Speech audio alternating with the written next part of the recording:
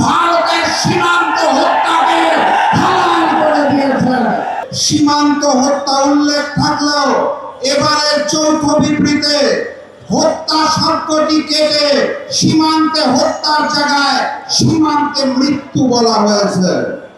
আমি তাদেরকে দোষ দিতে পারি না, কারণ আমার দেশের স্বরাষ্ট্রমন্ত্রী নিজের ভূমিকা ভুলে ভারতের মুখ্যমন্ত্রীর মতো বক্তব্য দিয়ে ভারতের সীমান্ত হত্যাকে হালাল করে দিয়েছেন। নন ইনভার্টার এসির দামে ঘরে আনুন বিদ্যুৎ সাশ্রয়ী ইনভার্টার এসি। এখন 1.5 ton my one inverter AC মাত্র 48,900 টাকা পাওয়া যাচ্ছে মিনিস্টার শোরুমে। সংগ্রামী সাথী এবং বন্ধুগণ, আজকের যে প্রধান অতিথি এখানে বসা, তার এলাকা খুলনায় মসজিদে ঢুকে গুলি করা হয়েছে।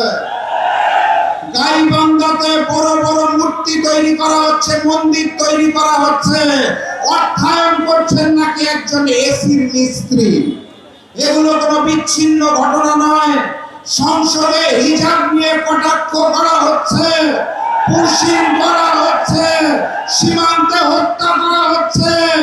ভারত থেকে হাই কমিশনার প্রবেশ করে অখণ্ড ভারতের স্বপ্ন দেখছেন। বিচ্ছিন্ন ঘটনা নয়। আমার দেশের সরকার নতজানু পররাষ্ট্রনীতি গ্রহণ করেছে বলে তারা নতুন করে সুযোগ নিচ্ছেন। নির্বাচনের পূর্বে বিএনপি বলেছিল মদিনা সনদে দেশ চালাবে, মনে আছে? ক্ষমতায় এসে মদিনার নাকে কেটে মদিনার জায়গায় মোদি সনদে তারা দেশ চালাতে চায়।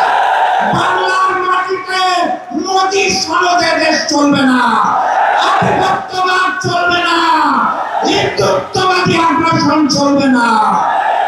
প্রকৃত স্বাধীনতা এবং সার্বভৌমত্ব অর্জনের আগ পর্যন্ত আমাদের লড়াই সংগ্রাম চলছে এবং চলবে ইনশাআল্লাহ।